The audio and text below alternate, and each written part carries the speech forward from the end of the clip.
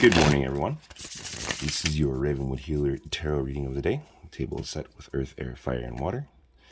Let's see what we got going today.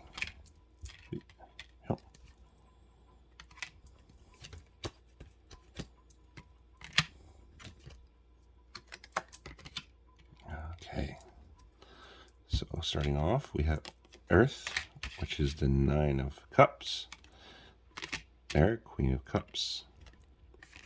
Fire, the Page of Wands. And good old water, we have water on top of that with the Eight of Cups. So, to start with the top, we have in the House of Earth, which is your home space, career, those sorts of things, we have the Nine of Cups. The Nine of Cups talks about our emotional state. We're almost at a completion with our emotional state. So,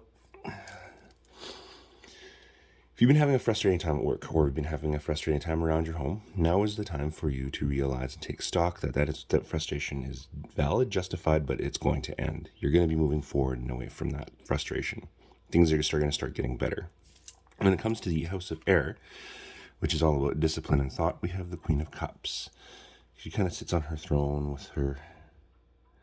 with all of her water around her. She's our matron of emotions and the matron of intuition. This being in House of Cups, which is kind of air and water mixture, we're seeing that there's a lot of emotional trauma being incurred by these conflicts. Take time out of your day, reflect what happened, don't internalize all the issues that have occurred, and move forward. There's been a week of fighting, it seems like, for a lot of us, or a couple days at least. In fire, we have the Page of Wands. Wands, with fire on top of fire. There's going to be a new fiery beginning starting up here shortly for everyone. And you're going to be heading down a wonderful journey of new passions and new directions.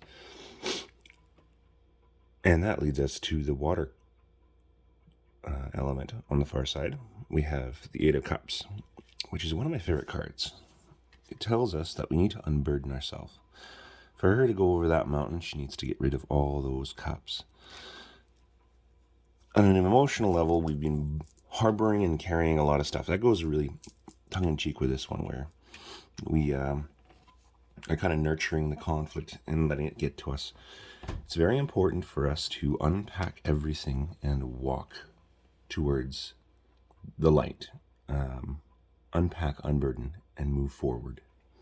Let's see what we have as a cross card. We have the Three of Wands.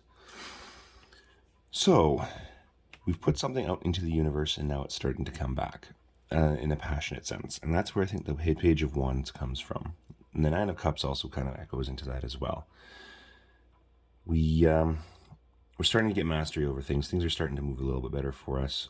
Still have a little bit of trauma, but we're starting to get dividends back on what we put out into the universe.